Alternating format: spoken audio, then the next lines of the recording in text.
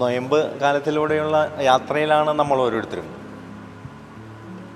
പ്രധാനമായും നൊയമ്പ് എന്ന് പറയുന്നത് നമ്മുടെ ശരീരത്തിൻ്റെ സുഖങ്ങൾ പരിത്യജിക്കുക എന്നതാണ്. എന്നാൽ അതിനേക്കാൾ ഉപരിയായി യാക്കോബ് ശ്ലീഹ പറഞ്ഞു തരുന്ന ഒരു കാര്യമുണ്ട്.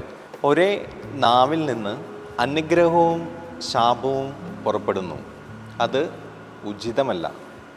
ഒരേ അരുവിയിൽ നിന്ന് കയ്പും മധുരവും പുറപ്പെടുന്നില്ലല്ലോ. യാക്കോബ് ശ്ലീഹ 3-ാം അധ്യായം 10-11 വാക്യങ്ങളിൽ പറയുകയാണ്. ശരീരത്തിൻ്റെ നോയമ്പിനെ കുറിച്ച് നമ്മൾ പറഞ്ഞപ്പോൾ പഞ്ചേന്ദ്രിയങ്ങളുടെ നോമ്പ് അതിൽ പ്രധാനപ്പെട്ടതാണ്. അതിൽ തന്നെ പ്രധാനപ്പെട്ടതാണ് നമ്മുടെ കണ്ണ്, നാവ്. നാവിനെ കുറിച്ച് പറയുന്നത് അതൊരു എല്ലില്ലാത്ത അവയവമാണ്.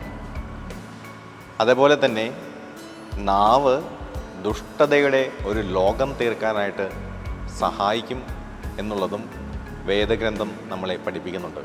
ആദ്യമേ നാവ് നന്നായി ഉപയോഗിച്ച ഒരമ്മയുടെ കാര്യം പറയാം.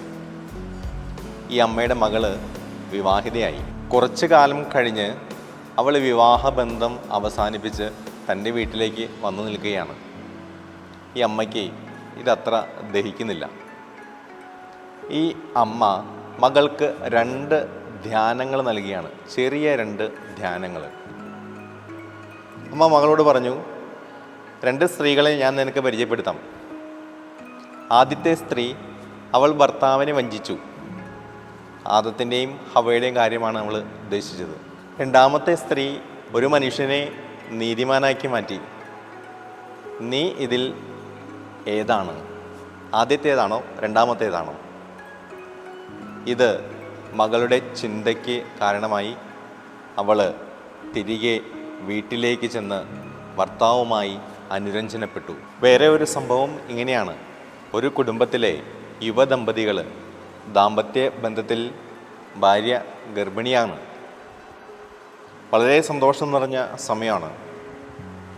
ഏതാണ്ട് അവർക്ക് ഇടയിലെ കലഹത്തിൻ്റെ ഒരു സമയത്ത് ഈ ഭർത്താവ് ഭാര്യയോട് ചോദിക്കുന്നുണ്ട്, ഇത് ആരുടെ കുഞ്ഞാണാവോ? ഇത് ആ സ്ത്രീയെ വളരെയധികമായി വേദനിപ്പിച്ചു. ഒരു ആത്മഹത്യാ ശ്രമത്തിലേക്ക് ആ സ്ത്രീ പോവുകയാണ്. ഭാഗ്യം കൊണ്ട് അത് വിജയിച്ചില്ല. പിന്നീട് അവർ അനുരഞ്ജനപ്പെട്ടു. എങ്കിലും ഈ നാവ് വരുത്തിയ ഒരു വിന, അത് നമുക്ക് ഈ സംഭവത്തിൽ വളരെ ദൃശ്യമാണ്. യാക്കോബ് ശ്ലീഹായുടെ നിരീക്ഷണം നമുക്ക് ഒന്ന് ചിന്തിക്കാം. അദ്ദേഹം നാവിനെക്കുറിച്ച് 3 കാര്യങ്ങൾ, 3 തലത്തിൽ അതിനെ നിയന്ത്രിക്കണമെന്ന് പറയുന്നു. ഒന്നാമത്തെ കാര്യം തീപ്പൊരിയാണ്. തീപ്പൊരി കെടുത്തിക്കളഞ്ഞില്ലെങ്കിൽ അത് അഗ്നിജ്വാലയാകും, എല്ലാത്തിനെയും ദഹിപ്പിച്ച് കളയും. 2ാമത്തെ കാര്യം കടിഞ്ഞാനാണ്.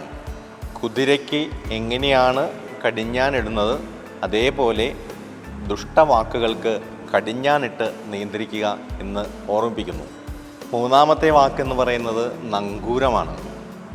കപ്പലിനെ എങ്ങനെയാണ് നങ്കൂരം ഉറപ്പിച്ച് നിർത്തുന്നത്, അതേപോലെ നാവിനെ കെട്ട വാക്കുകളിൽ നിന്ന് നിയന്ത്രിച്ച് നിർത്തുക എന്നാണ് അതിൻ്റെ അർത്ഥമെന്ന് പറയുന്നത്. സങ്കീർത്തകൻ പറയുന്ന കാര്യം ഇതാണ്: തിന്മയിൽ നിന്ന് അധരങ്ങളെയും വ്യാജ വാക്കുകളിൽ നിന്ന് നാവിനെയും സൂക്ഷിച്ചുകൊള്ളുക. ഒരു ടെന്നീസ് കളിക്കാരൻ, അവൻ്റെ ജീവിതത്തിൽ ഇങ്ങനെയൊരു സംഭവം ഉണ്ടായി. വായിൽ നിന്ന് അസഭ്യവർഷം എതിർ കളിക്കാരനെതിരെ ഉണ്ടായി. അദ്ദേഹം കോടതിയിൽ കേസിന് പോയി.